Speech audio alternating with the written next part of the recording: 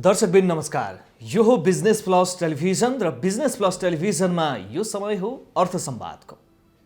अर्थ संवादमा हामी देशको समग्र अर्थतन्त्र र विभिन्न सेक्टरहरू, अर्थतन्त्र सम्हालिरहेका सेक्टरहरू, ती सेक्टरहरूमा के कस्ता प्रभाव परिरहेको छ र राज्यले लिनुपर्ने नीति के कस्तो छ र त्यो सेक्टरलाई परेको प्रभावका बारेमा राज्य जिम्मेवार छ अथवा छैन, यावत कुराहरू गर्ने गर्छौँ र समग्रमा देशको विकासका लागि जे जति कुराहरू गर्नुपर्छ, अर्थको हिसाबले हेर्दाखेरि देशमा निजी क्षेत्र अथवा विभिन्न सङ्घ महासङ्घहरूको लागि राज्यले के गरिरहेको छ र अहिले पछिल्लो समय कोरोना महामारीका कारणले गर्दाखेरि के कस्ता प्रभावहरू परिरहेका छ भन्ने कुरा गर्ने गर्छौँ। र आज हामी कुरा गर्दैछौँ नेपालमा रत्न आभूषण अथवा सुन चाँदी व्यवसायको अवस्था कस्तो छ र हामी कुराकानी गर्नका लागि तयार छौँ र हाम्रो स्टुडियोमा यति बेला उपस्थित हुनुहुन्छ सुन चाँदी तथा रत्न आभूषण महासङ्घका अध्यक्ष रमेश महर्जनज्यू। यहाँलाई हार्दिक स्वागत छ। धन्यवाद। लकडाउनले निकै प्रभाव पार्यो हरेक सेक्टरलाई। यहाँको रत्न आभूषणलाई, सुन चाँदी कतिको प्रभाव पार्यो, के कस्तो रह्यो, अहिले कस्तो छ व्यवसायको अवस्था? यो जुन लकडाउनको कारणले जुन कोभिड-19 को सङ्क्रमण त अब सबै सेक्टरमा पर्यो, धेरै ठुलो प्रभाव परेको। त्यसमध्ये चाहिँ यो सुन चाँदी रत्न आभूषण सेक्टर पनि यसले धेरै ठुलो प्रभाव पार्यो। विलासिताका वस्तुको रूपमा यो रत्न आभूषण सुन चाँदी व्यवसायलाई लिइन्छ। अलिकति तामझाम देखाउनको लागि र एउटा खालि गहनाको रूपमा जे प्रयोग हुन्छ त्यो हिसाबले गर्दा पनि अलिकति प्रयोगकर्ताहरू चाहिँ अलिकति कम भएकै हुन्, किनभने आय स्तर पनि अलिकति कमजोर भयो लकडाउनको कारणले गर्दाखेरि। आर्थिक हैसियतको कुरा छ, त्यसपछि जे विभिन्न कार्यक्रमहरू, विवाह, व्रतबन्ध, ती कुराहरूले पनि प्रभाव पार्छ है। अवश्य पनि हाम्रो यो जुन सुन चाँदी रत्न आभूषण गरगहनाहरू हाम्रो कला संस्कृति परम्परासम्म पनि जुडेकै छ। त्यो हिसाबमा पनि अब त्यस्तो कार्यक्रमहरू कम हुने बेलामा त अवश्य पनि त्यसले प्रभाव पार्ने पनि भयो। अर्को एउटा कुरा, अब यो विलासिता मात्र होइन, अहिलेको यो पहिलाको समयमा त्यस्तो भए पनि अहिलेको यो चाहिँ एउटा उद्योगको रूपमा, यो चाहिँ उत्पादनको रूपमा, उद्योगको रूपमा यसको विकास भएको पनि पाइन्छ। तर यो लकडाउनको कारणले चाहिँ जसरी अब जुन इकोनोमीमा इम्प्याक्ट पर्यो र त्यसमा त अब सबभन्दा पहिला त आधारभूत आवश्यकतालाई नै सबैले परिपूर्ति गर्छ र त्यसले चाहिँ भविष्यको लागि पनि सुरक्षित गर्छ। त्यो सेक्टरलाई चाहिँ अब यो प्रायोरिटाइजको हिसाबमा पनि दैनिक आधारभूत आवश्यकता नभएको कारणले पनि यसमा चाहिँ अरू सेक्टरभन्दा चाहिँ बढी चाहिँ प्रभाव पनि यसमा पर्यो। हजुर, व्यवसायीहरूको अवस्था अहिले कस्तो छ? यहाँ त महासङ्घको अध्यक्षज्यू हुनुहुन्छ। व्यवसायीहरू, कतिपय सेक्टरका व्यवसायीहरू विस्थापित हुने अवस्थामा छन्। अब व्यवसाय छैन, घर भाडा तिर्नुपर्ने अवस्था छ, लोनको ब्याज तिर्नुपर्ने अवस्था छ, ब्याङ्कहरूबाट पनि तारन्तार किस्ताका लागि फोन आउने अवस्था छ। यो सिचुएसनलाई ह्यान्डल गर्नको लागि र यो परिस्थितिलाई हेर्दाखेरि व्यवसायीहरू कुन सिचुएसनमा यति बेला रहेका छन्? यसमा विशेष गरी अब यो जुन प्रभाव पर्यो, अब त्यसपछि अब जुन घर भाडाको कुरा, यो जुन एक्सपेन्सेसको कुराहरू, त्यो त त्यतिकै अब त्यो त बर्डन आइराखेकै भयो। त्यसले सुरुवातको दिनमा चाहिँ यो लकडाउनको कारणले चाहिँ विभिन्न किसिमको समस्या उठ्दै जाँदा धेरै व्यवसायहरू पलायन भएको पनि अवस्था आयो। तर यो सेक्टरमा एउटा इम्प्याक्ट पछि चाहिँ कस्तो पर्यो भन्दाखेरि, जुन रूपमा यो व्यवसाय चाहिँ बन्द भएको कारणले यो व्यवसायमा धेरै ठुलो प्रभाव पर्यो। कुनै पसल विस्थापितै हुनुपर्ने पनि अवस्था आयो, किन भन्दाखेरि बाल तिर्ने अब त्यो एक्सपेन्सेसहरू कभर गर्न सकिन। तर एउटा पछि यो विषयमा के राम्रो परिदियो भने चाहिँ जुन रूपमा यसको आफूसँग भएको इन्भेन्ट्रीको भ्यालु बढ्दै थियो कि त्यो भ्यालुको कारणले चाहिँ मात्र यसले चाहिँ यो सेक्टरलाई बचायो। यदि त्यो भ्यालु पनि कन्स्ट्यान्ट त्यही रहेको भए चाहिँ यो धेरै व्यवसायहरू यो सेक्टरबाट पलायन हुन्थ्यो। भनेपछि अहिले जे सिचुएसन छ त्यो चाहिँ बिस्तारै सुधारोन्मुख चाहिँ गएको छ। यो जुन अहिलेको ट्रान्ज्याक्सनको रूपमा, ट्रेडिङको रूपमा यो बिस्तारै इम्प्रुभ भएको छ। कम्पेरिटिभली कुन सिचुएसनमा छौँ हामी? लकडाउन अघिको जुन सिचुएसनलाई हेर्ने हो भने अहिले कम्पेयर गर्दाखेरि यो लकडाउन घुमेर आएपछि हामी कति प्रतिशतसम्म रिकभरको स्थितिमा छौँ? अहिले जुन पहिलाको उसमा चाहिँ रिकभरी त अहिलेसम्म पनि ट्रान्ज्याक्सनको हिसाबमा त 25-30% झन्डै 75%ले नै कम छ। अहिले पनि 75% अझै पनि कम छ यसमा चाहिँ यो ट्रान्ज्याक्सनहरूमा चाहिँ। त्यो भएकोले अब जुन मैले अघि पनि भने जुन यो भ्यालु जुन एड भयो डिक्रिजको कारणले चाहिँ सस्टेन हुनलाई चाहिँ उनीहरूलाई चाहिँ बस्नलाई चाहिँ आधार मात्र भयो थियो। तर अब जुन यो डेली अब त्यो अब अर्को एउटा पाटो चाहिँ अहिले झन् के गाह्रो भयो भन्दाखेरि कुनै पनि काम गर्दाखेरि डबल पुँजी लगानी हुने भयो कि जुन रूपमा आफूसँग भएको अलि इन्भेन्ट्रीमा स्टकको जुन इन्क्रिजको प्राइसले चाहिँ भ्यालु बढाइ त दियो, तर काम गर्नलाई चाहिँ मिनिमम आफ्नो चाहिँ स्टकको रिक्वायरमेन्ट त चाहिन्छ। अलि थप्नलाई पनि आफूलाई चाहिँ गाह्रो हुने अवस्था अब आयो कि यसले गर्दा, किनभने धेरै प्राइस भ्यालु हाई भएको बेलामा क्वान्टिटी 1 किलो भए पनि अहिले झन्डै 1 लाख हुन आयो, तर त्यही क्वान्टिटी थियो होइन 1 किलो हुँदाखेरि 50-60 लाख थियो। यो त्यसले गर्दाखेरि यो व्यवसायमा चाहिँ अझ बढी चाहिँ यो जुन भ्यालु बढेको कारणले चाहिँ सस्टेन त गर्यो, तर व्यवसाय चलाउनलाई चाहिँ धेरै गाह्रो भयो। फेरि इन्भेस्ट गर्नको लागि रिइन्भेस्ट गर्नको लागि चाहिँ अलिकति समस्या छ, किनभने यसको भ्यालु चाहिँ नि एकदम हाई भयो। अब हामीले अब मूल्यको कुरा त आइ नै हाल्यो, भ्यालुको कुरा आइहाल्यो। अन्तर्राष्ट्रिय बजारमा पनि सुनको मूल्य बढेकै कारणले गर्दाखेरि नेपालको बजारमा पनि सुनको मूल्य बढेको र 1 लाखसम्म तोलाको सुनको मूल्य वृद्धि भयो। यो वृद्धि स्वाभाविक थियो? यो वृद्धिमा अब यसमा त अब हाम्रो स्वाभाविक भन्दाखेरि पनि यो एउटा अब डिमान्ड र सप्लाईको कुरा आउँछ। अर्को कुरा एउटा जब जब यो जुन वर्ल्डको इकोनोमीमा इम्प्याक्ट पर्न थाल्छ, यो इकोनोमी बिग्रन थाल्छ भन्दाखेरि सबभन्दा सेफेस्ट जोन के हो त भने सबभन्दा सेफ इन्भेस्टमेन्ट कहाँ छ भन्दाखेरि सबैको जुन कुरामा सुनमा लगानी हुन्थ्यो। यो कोभिडको उसको कारणले पनि यही भयो कि अरू सेक्टरमा लगानी गर्ने सेक्टर भइदिएन, त्यसपछि सुरक्षितको हिसाबमा सबैको ध्यान चाहिँ सुनमातिर गयो, त्यसैले यसले चाहिँ भ्यालु चाहिँ धेरै नै माथि पुर्याइदियो। अब एउटा गुनासो ग्राहकहरूको म यहाँलाई राखिहाल्छु, यहाँ रत्न आभूषण सङ्घको महासङ्घको अध्यक्षजी हुनुहुन्छ। अब सुनको मूल्य जब उच्च हुन्छ यहाँहरूले सुन किनिदिनुहुन्न, ग्राहकको सुनको मूल्य जब लो हुन्छ यहाँले किनिदिनुहुन्छ, यो ग्राहकले गरेको गुनासो, यहाँ के भन्नुहुन्छ यसबारेमा? होइन, यसमा चाहिँ मलाई के लाग्छ भन्दाखेरि जुन रूपमा जति बेला मेरो सुनको मूल्य उच्च छ भने मसँग सुन छ, मैले आभूषण प्रयोग गरिरहेको छु, त्यो सुन बेचेर मैले केही गरौँ भन्न लाग्यो भने त्यतिखेर सुन बिक्री हुँदैन, ग्राहकको गुनासो हो यो। यसमा चाहिँ एउटा के छ भन्दाखेरि अब जसरी कोभिडको सुरुवात हो पसल बन्द भयो, मान्छेहरूलाई अब जुन ग्राहकहरूलाई पनि सबैलाई समस्या पर्न थाल्यो, त्यो बेला धेरै ग्राहकहरूले चाहिँ यो सुन बेच्न खोज्यो, तर सुन किन्ने चाहिँ अवस्था एउटा त पसलै खोल्न नमिल्ने, पसलै जान नमिल्ने पनि कुरा भयो। यो पाटोले पनि एउटा समस्या भयो। अर्को पाटो चाहिँ यस्तो त्यो प्राइस चाहिँ राइज भइदियो, त्यो प्राइस राइज भएको कारणले पनि ग्राहक यो जुन अब एउटा त पसल बन्द छ, त्यसमा प्राइस एकदमै राइज भएको छ।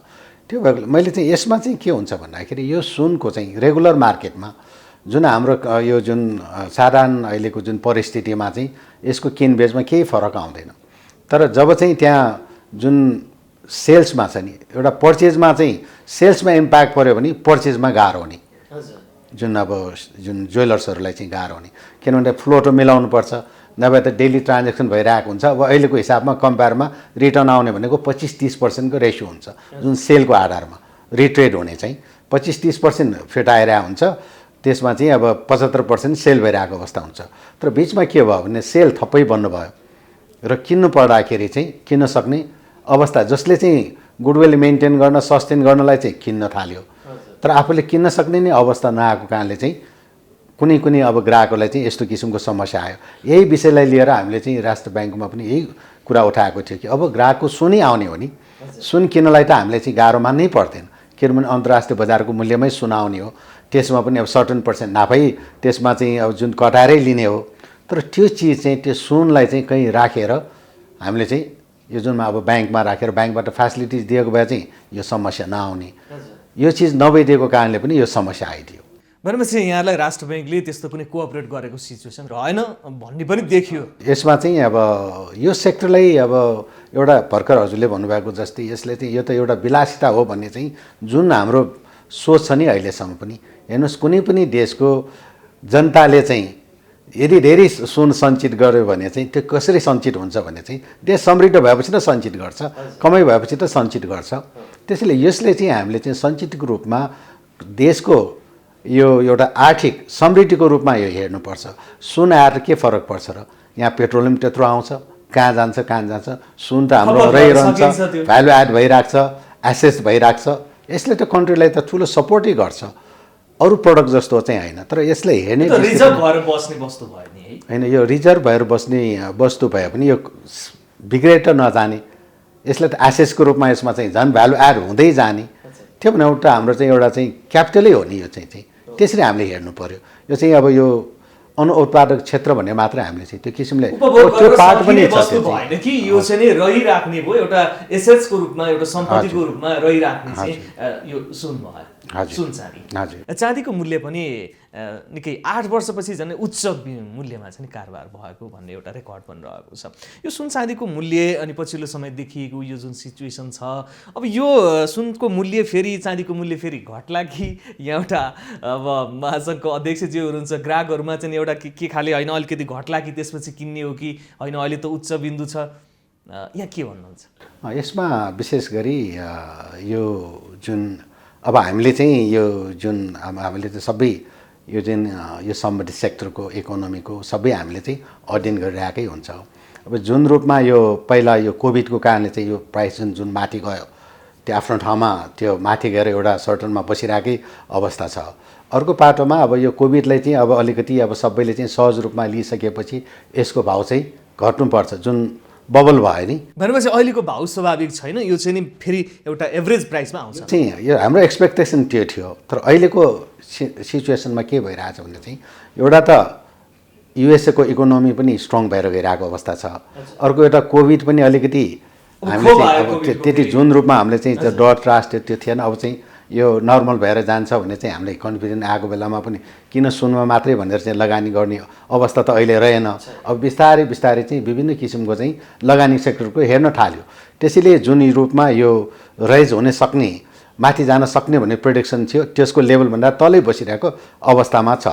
तर अहिले चाहिँ आएर चाहिँ अब यो भर्खर चाहिँ यो जुन अब यता नयाँ राष्ट्रपति आउनुभयो अमेरिकामा पनि, उहाँहरूको पोलिटिकल स्टेप्सहरू के हुन्छ त त्यसमा पनि यो चाहिँ गोल्डको भाउ चाहिँ घट्नुपर्ने, उहाँहरूको चाहिँ अब यो डाइभर्सिटी सेक्टरमा त आइ नै सक्यो, बिस्तारै बिस्तारै अरू ठाउँमा लगानी गर्ने वातावरण त बनि नै आइ नै सक्यो। तर अहिलेसम्म पनि त्यो वेट एन्ड वाच गरिरहेको अवस्था छ। त्यो कारणले चाहिँ हामीले तत्कालै नै यो भाउ घट्छ भन्ने चाहिँ हाम्रो त्यसमा चाहिँ रिपोर्टमा आइरहेछ। एउटा अप ट्रेन्ड र डाउन ट्रेन्ड हुन्छ। अहिलेको स्थानमा स्टेबिलिटी यस्तै रहन्छ। तर अमेरिकाको जुन युएसएको इकोनोमी उनीहरूको चाहिँ जुन अब इन्टरनेसनल चाहिँ जुन यो रिलेसनहरूको कसरी डेभलप गर्छ भन्ने हिसाबमा चाहिँ गोल्ड चाहिँ रिलिज गरेको छैन कि धेरैले चाहिँ। त्यो सिचुएसन राम्रो भइदियो भने यो प्राइस घट्ने सम्भावना धेरै नै छ। तर उहाँहरूको अब स्टेप्सहरू चाहिँ अब यदि सही भएन भने चाहिँ यसले चाहिँ फेरि प्राइस चाहिँ माथि जान्छ। डिमान्ड र सप्लाईको आधारमा जे प्राइसको निर्धारण हुन्छ त्यो डिमान्ड सप्लाईको आधारमा जति पनि सुन सञ्चित गरेका छन् अन्य सेक्टरमा इन्भेस्टमेन्ट गर्न पाएनन् लगानीकर्ताहरूले, त्यो चाहिँ सम्पूर्ण सुनमा लगाएर लगानी गरेको सिचुएसन छ। अब त्यो एकैचोटि फ्लो भएर बजारमा आयो भने त सुनको भाउ त ठ्याक्क तल आउने स्थिति चाहिँ देखिन्छ हैन। तर अहिलेको सिचुएसनमा पनि हेर्नुहोस् धेरै कन्ट्रीहरूमा युरोपहरूमा चाहिँ यो कोभिडको चाहिँ जुन अहिलेसम्म पनि धेरै अब लकडाउनै भएको अवस्था रहेको छ। त्यसैले पनि यो तुरन्तै यस्तो किसिमको यो सहज वातावरण बन्छ भन्ने पनि छैन। एकैचोटि यो तल चाहिँ वारेर तल आउने अवस्था पनि छैन। यसले केही टाइम लिएरै आउँछ तल आए पनि।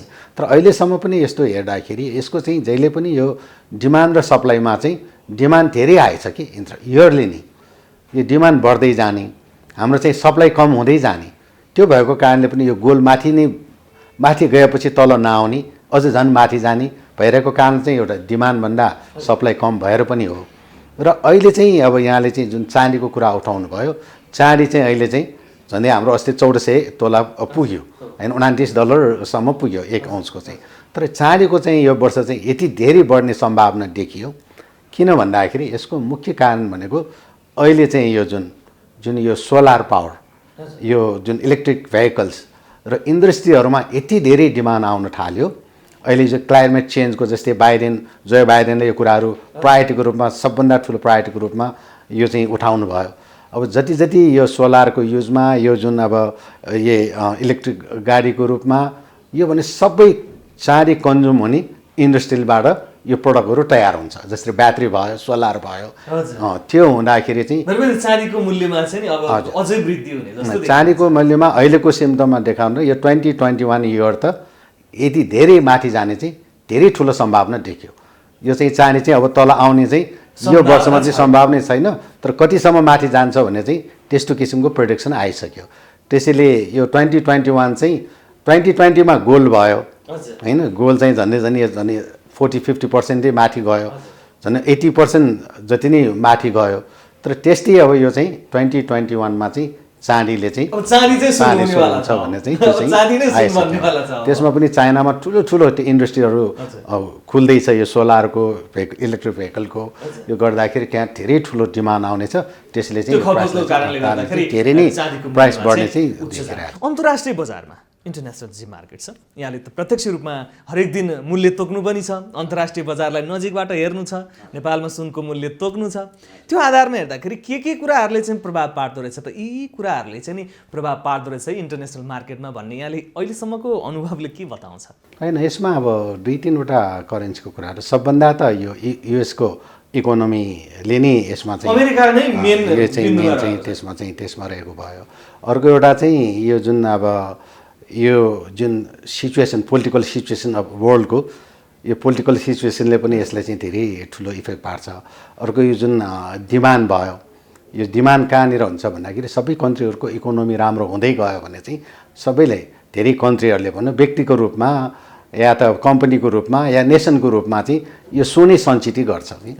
मेन यिनीहरू चाहिँ अरू सेक्टर, अर्को एउटा भनेको कुनै पनि सेक्टरको चाहिँ जुन चाहिँ जस्तै ओइलको कुराहरू भयो, सेयर मार्केटको कुराहरू, त्यो जुन इकोनोमिक इम्प्याक्टले पनि यसले चाहिँ प्राइसमा चाहिँ गर्छ। तर यसमा गोल्डमा एउटा यस्तो छ कि जहाँ राम्रो भए पनि गोल्डको प्राइसमा इफेक्ट पर्ने, तर नराम्रो भए पनि गोल्डको प्राइसमा इफेक्ट पर्ने र यो डिमान्ड इयरली बाई डिमान्ड बढ्दै जाने जुन चाहिँ सप्लाईको अनुसार हाम्रो जो माइनिङको अनुसार, अनि माइनिङहरू कम हुँदै जाने। सबभन्दा अब यस्तो प्रोडिक्सन छ कि यो धेरै वर्षपछि गएर त यसको चाहिँ यो माइनिङहरू त्यो त नेचुरली सोर्सेजहरू हो, त्यो कारणले चाहिँ यसको चाहिँ प्राइस चाहिँ घट्दैन बढ्दै जान्छ र इफेक्ट पार्ने पनि यही 4-5 कुराहरू बढी चाहिँ इफेक्ट गर्छ।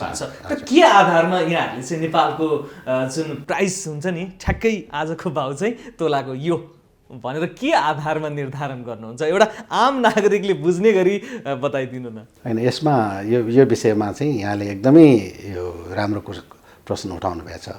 हाम्रो पनि महासङ्घको रत्न आभूषण महासङ्घको धारणा के छ भन्दाखेरि अन्तर्राष्ट्रिय बजारमा यति अब सबैले हेर्न सक्नुहुन्छ, kitco.com gold.com जानुभयो भने त प्राइस आइहाल्छ। त्यो हेरेपछि बजारमा चाहिँ आजको सुनको भाउ के आउँछ भन्ने आम उपभोक्ताले चाहिँ यो जान्नुपर्ने यो चाहिँ आधिकारिक पनि कुरा हो। तर हाम्रो रत्न आभूषण महासङ्घले यही कुराहरूमा चाहिँ नेपाल राष्ट्र ब्याङ्क, ब्याङ्कर एसोसिएसन, वाणिज्य तथा आपूर्ति मन्त्रालय, यो विषयमा हामी धेरै कुराहरू हामीले लबिङ गरिरहेको छौँ कि एउटा चाहिँ यसको प्राइसिङको मेकानिजम हुनु पर्यो। अब अहिले कस्तो भाउ भइरहेछ भन्दाखेरि अहिले वास्तविकमा भाउ तोक्नुपर्ने ब्याङ्कर्सले हो, किन उहाँहरूले मात्र अधिकार छ नि, रिपोर्ट गर्ने उहाँले मात्र अधिकार छ।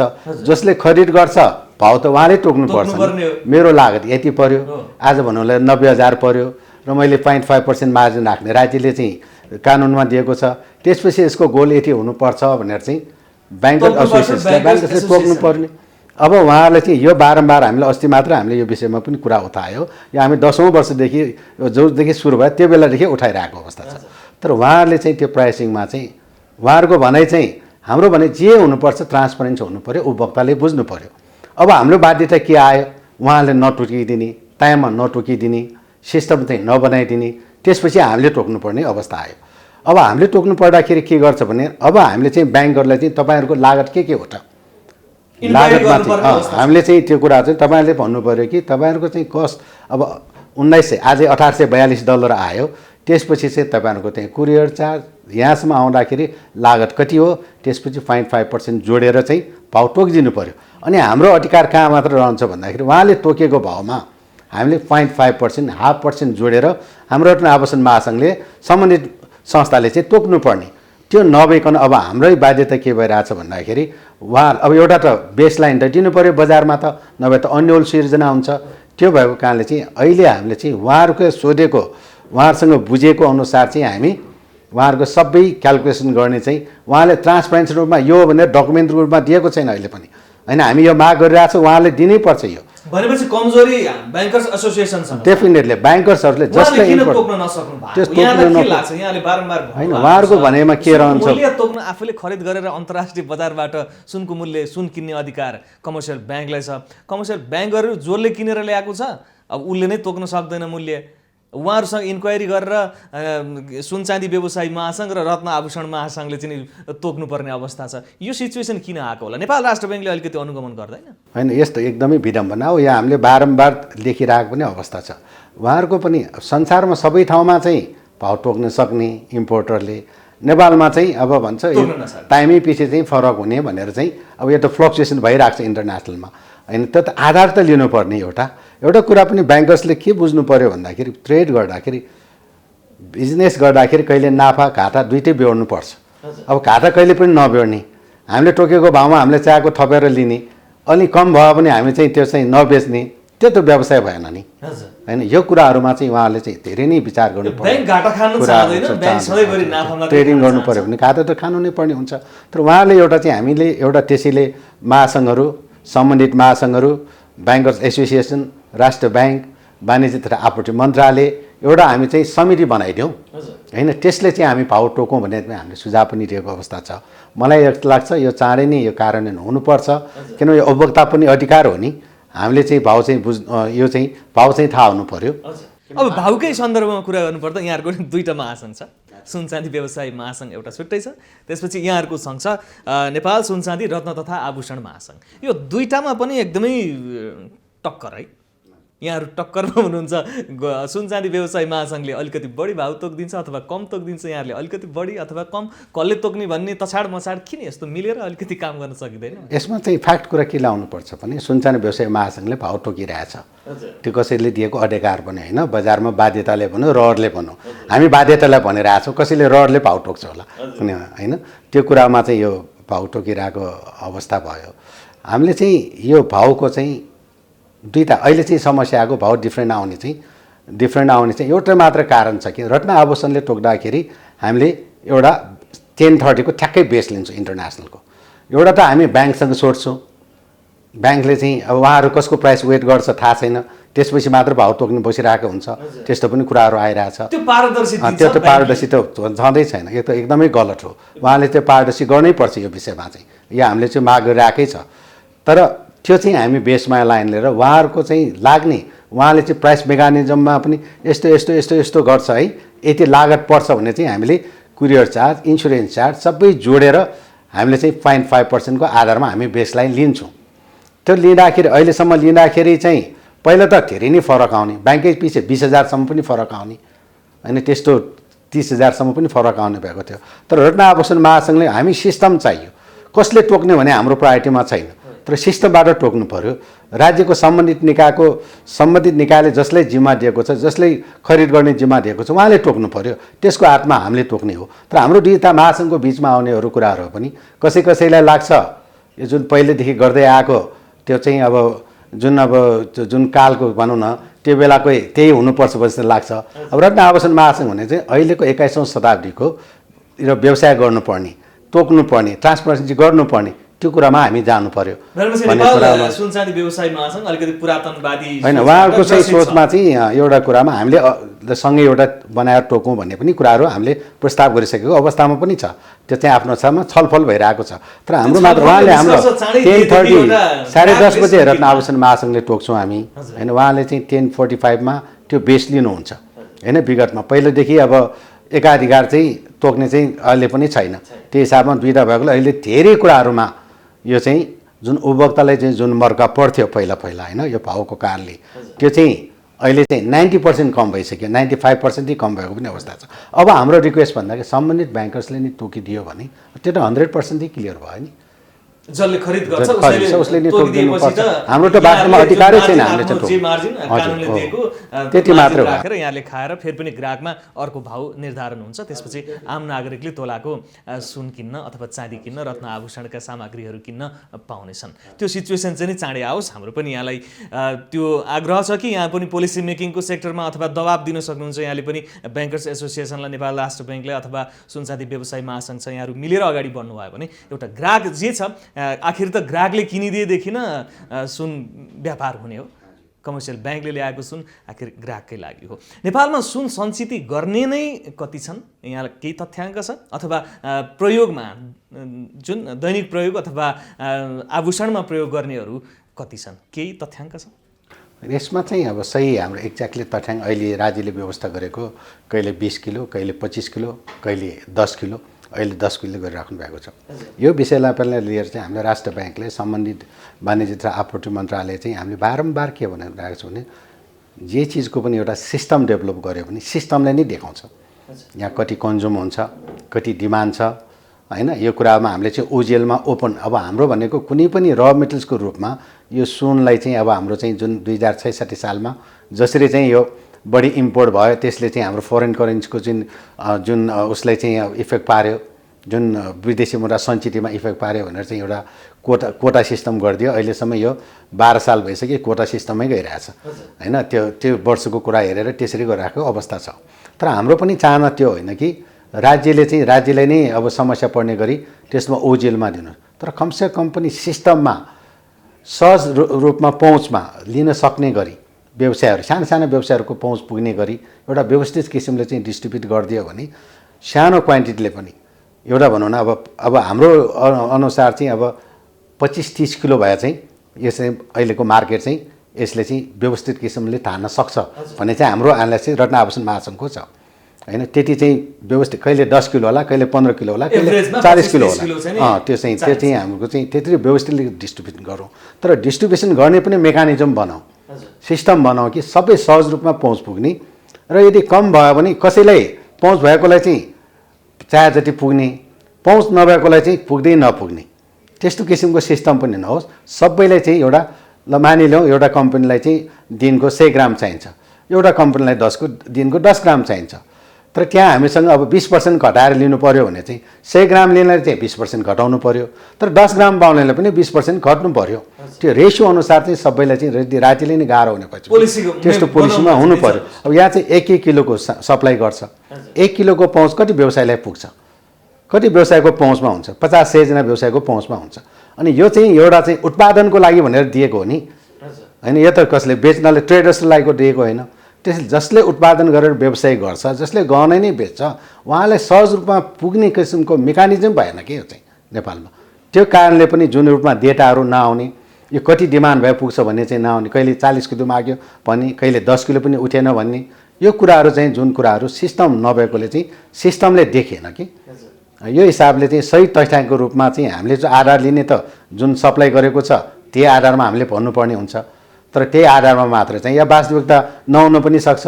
तर वास्तविक यस्तो किसिमले चाहिँ यसले यस्तो किसिमले चाहिँ व्यवस्थित गर्नु पर्यो, त्यसको बेनिफिट राज्यले पाउनु पर्यो, त्यसको बेनिफिट उपभोक्ताले चाहिँ सही रूपमा उसको गुणस्तर प्राइस पाउनु पर्यो।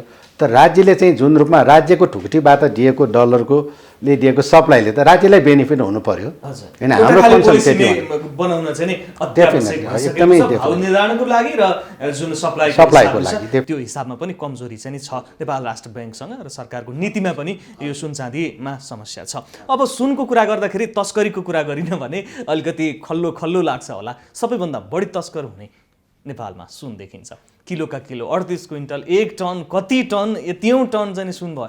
यो कहाँ जाँदो रहेछ? केही यहाँहरू पनि त चासोका साथ हेर्नुहुन्छ, हामी सुन व्यापार गरिरहेछौँ, यो तस्कर भइरहेको छ, यो के लाग्छ यहाँहरूलाई? होइन, अब जब जहाँ सिस्टम हुँदैन, जहाँ डिमान्ड अनुसार सप्लाई हुँदैन हैन, जहाँ चाहिँ अब बोर्डरमा चाहिँ सेक्युरिटी हुँदैन, जुन राज्य सम्बन्धित निकायले गर्नुपर्ने ठाउँमा चाहिँ उहाँहरूको चाहिँ सबै त्यो पुग्दैन, त्यो दोष सबै व्यवसायले मात्र दिएर हुँदैन हैन। सबै क्षेत्रमा चाहिँ अब नराम्रो व्यक्तिहरू पनि पसेको होला, तर राज्यको पहिलो दायित्व के हुन्छ भन्दाखेरि व्यवस्थित सिस्टम बनाइदिने हो। जति माग अनुसार डिमान्ड सप्लाई गरिदिनु। अहिले हेर्नुहोस् किलोको 8,50,000 चाहिँ भन्सार छ, कस्टम छ हैन। त्यत्रो लिएर पनि चाहिने जति चाहिँ सहज रूपमा सिस्टमेटिक रूपमा डिस्ट्रिब्युसन गर्न नगर्ने, त्यो भनेको त श्रेयको अवैध कारोबारलाई चाहिँ प्रोसेस चाहिँ कसले दिइरहेछ, अवैध कारोबार गर्नलाई चाहिँ प्रोसेस चाहिँ कसले गरिरहेछ? राज्यबाटै अवैध कारोबार गर्नलाई प्रोसेस भइरहेको। अब डेफिनेटली त्यस्तै देख्छ नि, डिमान्ड अनुसार सप्लाई गर्नुहोस् त्यो पनि नगर्ने, सिस्टमेटिक सप्लाई गर्नुहोस् त्यो बनाओस् त्यो पनि नहुने। त्यो भनेपछि त त्यहाँ त अब राज्यकै कमजोरी देखियो नि। अब दोष सबै व्यवसायहरूलाई राख्ने। एउटा विचार गर्नुहोस्, दिनभरि कामेर 2-4 लाख 2-4 आनाको आधा तोलाको गहना बेचेर बनाएर परिवार पाल्नुपर्ने, यहाँ त हजारौँ पसलहरू छ नि त्यस्तो सानो। एक हिसाबले त मूल्यमा समानता नहुँदा पनि तस्कर चाहिँ अलिकति बढेको हो। अन्तर्राष्ट्रिय बजारसँग हामी समानान्तर रूपमा जान सकेको भए चाहिँ तस्करी हुँदैन। होइन, यहाँ चाहिँ अब मैले जुन रूपमा अब यो तस्करको मलाई लाग्छ यो आन्तरिक व्यवसायहरूको हातमा यसमा रहँदैन, किनभने यहाँ त्यति धेरै डिमान्डको रूपमा यहाँ छैन। यहाँ त ओपन बोर्डर छ, कहिले त्यहाँ ओपन बोर्डर छ, त्यहाँ ओपन बोर्डर छ। त्यसले नेपालमा मलाई लाग्छ त्यस्तो किसिमको कन्ज्युमर चाहिँ छैन यहाँ चाहिँ। होला त्यो अब आपूर्ति नभएको बेलामा बेनिफिट लिनलाई चाहिँ अब 8,50,000 किलोमा डिमान्ड छ होइन। अब त्यो बोर्डरबाट पनि ल्याउन सजिलो हुने, एयरपोर्टबाट पनि ल्याउन सजिलो भयो भने त प्रोत्साहित हुने नै भयो। र अर्को एउटा कुरा चाहिँ त्यो प्रोत्साहित भन्दा पनि मैले जसले बाध्यता जहाँ जहाँ गाउँमा अब ठाउँमा गएर चाहिँ त्यस्तो चाहिँ अवैध चाहिँ सामान लिएर गयो भने उसले त त्यो कहाँबाट ल्याएको भन्दा पनि आज चाहिँ सुनले यहाँहरूलाई घाटा छ कि नाफा छ, मेरो अन्तिम प्रश्न होइन। यो त डेफिनेटली राज्यलाई पनि घाटा, व्यवसायहरूलाई पनि घाटै हुन्छ नि। यस्तो नाफा पनि छ, अलिकति सस्तोमा दिन्छन् नि यहाँ। होइन, त्यस्तो कुरामा चाहिँ मलाई लाग्छ यहाँ त्यो सस्तोमा दिने त्यस्तो किसिमले चाहिँ सस्तोमा किनेर यहाँ व्यवसाय पनि हुँदैन। यहाँ हेर्नुहोस्, हामीले चाहिँ यो मात्र व्यवसाय छ कि यहाँले जतिमा किनेको बजारको भाव अनुसार चाहिँ हामी फिर्ता लिन्छौँ भनेर चाहिँ अहिलेसम्म हामी दायित्व बेचिरहेको छौँ होइन। यो व्यवसायमा मात्र अहिलेसम्म यो व्यवसायको रूपमा गएकै छैन। तर यो सिम्पल कुरामा मैले भने एक अर्कालाई दोष दिने भन्दा यसको समस्याको समाधान यो हो है। यो सेक्टरमा त हामी 20औं वर्ष 30औं वर्ष 100औं वर्ष भएको छ नि, हामीले दिएको सुझावले चाहिँ इम्प्लिमेन्ट गर्नु पर्यो। त्यसैले यसले राज्यले दोष दिने, ब्याङ्कर्सलाई दोष दिने, तर सबैले आफूले हेर्नु पर्यो। हामीले व्यवसायले हेर्नु पर्यो। हामीले चाहिँ त्यो विषयमा एउटै मात्रै अन्तिममा मेरो एउटै क्वेसन अब गर्ने के, यसलाई व्यवस्थित गर्न नेपालमा सुन चाँदी व्यवसाय र रत्न आभूषणलाई व्यवस्थित तरिकाले अगाडि बढाउनको लागि र ग्राहकले ठ्याक्कै उचित मूल्यमा खरिद गर्नको लागि गर्नुपर्ने के छ? यसमा त सबभन्दा कुरा त यो जुन भाव निर्धारण समिति बन्नु पर्यो सबै स्टेक होल्डरको उसमा चाहिँ। दोस्रो कुरा चाहिँ जति सबभन्दा ओजेलमा राख्ने राज्यको चाहिँ अहिलेसम्म पनि यो कुरा जुन फरेन करेन्सीमा राज्यलाई नै अब यसले चाहिँ अब गाह्रो हुने चाहिँ होइन, इकोनोमी इम्प्याक्ट पर्ने त्यस्तो छ भने चाहिँ जति डिमान्ड छ त्यति डिमान्ड चाहिँ सप्लाई गर्ने। तर डिमान्डको सप्लाई गर्नलाई चाहिँ यो मेकानिजम बन्नु पर्यो। त्यसरी जसलाई त्यति दिएर त हुँदैन। त्यस्तो एउटा वान विन्डो सिस्टम, जति पनि गोल्ड किन्नेहरू चाहिँ ज्वेलर्सहरू छ उहाँहरू चाहिँ क्युमा एउटै ठाउँमा गेटमा बस्नु पर्यो। वान डोर सिस्टम गरिदिनु पर्यो ताकि नियमन गर्न पनि सजिलो राज्यलाई। अब कुन पसललाई कति चाहिन्छ भनेर पहिल्यै डिमान्ड राख्छ, अनि ब्याङ्कर्सहरूलाई पनि पहिला इम्पोर्ट गरेर गएन पनि भन्नु पर्दैन, अगाडि नै डिमान्ड देख्छ। त्यहाँ क्यु त देख्छ नि त्यहाँ त कति किलो भनेर चाहिँ। अब त्यो क्यु अनुसार चाहिँ बढी पनि गर्न मिल्छ। अब सबभन्दा अहिले कुराहरूमा यो सुन चाँदी रत्न आभूषण यहाँले बुझ्नुपर्ने अर्कोमा बस्ला 2 अरब डलरको निर्यात एक्सपोर्ट मार्केट भएको, विश्व बजारमा हाम्रो डिमान्ड भएको यो गहनाको सेक्टरलाई चाहिँ प्रायोरिटी चाहिँ अब बिस्तारै राख्न थाल्यो। एक्सपोर्टेबल आइटममा राखिसक्यो तर नीति बनेको छैन। अब चाहिँ वाणिज्य तथा आपूर्ति मन्त्रालयको अन्तर्गत चाहिँ यसलाई चाहिँ व्यवस्थित गर्न, निर्यात प्रवर्धन गर्न र यसको लागि चाहिँ हामीले चाहिँ 20औं 30औं वर्षदेखि वर्क आएको सबै सुझाव चाहिँ सचिव स्तरीय पास भएर अहिले मुख्य सचिवज्यूकोमा पुगेको अवस्था छ, क्याबिनेटमा पुगेको अवस्था छ। त्यसमा हामीले सबै कुरा यो सेक्टरलाई बेनिफिट गर्न चाहिँ सुझाव दिएको। त्यो पोलिसी आएपछि चाहिँ धेरै नै सहज हुन्छ। सबभन्दा ठुलो कुरा यो जुन हामीले 2 अरब डलर बजार अन्तर्राष्ट्रिय बजारमा भएको त्यही डलरले चाहिँ हामी आन्तरिक बजारले चाहिँ राज्यले चाहिँ आन्तरिक बजारले चाहिँ हामीले र मेटेरियल चाहिँ त्यसको नाफाबाटै यहाँ सप्लाई गर्न सकिन्छ। हस्, आज हामीले कुरा गऱ्यौँ नेपालमा सुन चाँदी व्यवसायीहरूको अवस्था र नियमनका कुराहरू, पोलिसी मेकिङका सेक्टरमा के कसो गर्न सकिन्छ यसलाई व्यवस्थित गर्न र जुन मूल्य निर्धारणको कुरा बहुत इन्ट्रेस्टिङ पनि भयो। आज कुरा गर्दाखेरि समय दिनुभयो बिजनेस प्लस टेलिभिजनको यो अर्थ संवादमा यहाँलाई धेरै धन्यवाद। धेरै धन्यवाद। म विशेष गरी बिजनेस प्लस टेलिभिजनलाई जसरी यो सेक्टरलाई चाहिँ सपोर्ट गरिराख्नु भएको छ व्यवस्थित गर्नलाई चाहिँ यहाँले चाहिँ यो यसको समस्या बारेमा, यसमा आउन सक्ने विकृतिको बारेमा, यसको सम्भावनाको बारेमा हरेक पटक यहाँहरूले चाहिँ उठाइदिनु भएकोमा सम्पूर्ण बिजनेस प्लस टेलिभिजनको टिमलाई चाहिँ म धेरै धेरै रत्न आभूषण महासङ्घको तर्फबाट मेरो व्यक्तिगत तर्फबाट पनि आभार व्यक्त गर्न चाहन्छु। धन्यवाद। दर्शकबिन, आज हामीले कुरा गऱ्यौँ नेपालमा सुन चाँदी व्यवसायको अवस्था, व्यवसायीहरूको अवस्था र जुन पोलिसी मेकिङ सेक्टरमा छ नेपाल राष्ट्र ब्याङ्कले, नेपाल सरकारले अथवा जो सुन खरिद गरेर ल्याउँछ ब्याङ्कर्स एसोसिएसन जसले मूल्य निर्धारण गर्नुपर्ने हो त्यो नगरिरहेको अवस्था पनि रहेछ र मूल्य निर्धारण बाध्यात्मक रूपमा जुन गरिरहेका छौँ हामीले भनेर पनि आज कुरा गर्नुभयो। हामीसँग कुराकानी गर्नका लागि हुनुहुन्थ्यो सुन चाँदी तथा रत्न आभूषण महासङ्घका अध्यक्ष रमेश महर्जनज्यू। अर्को कुनै विषयका साथमा अवश्य पनि उपस्थित हुनेछु। Business plus, business first. नमस्ते।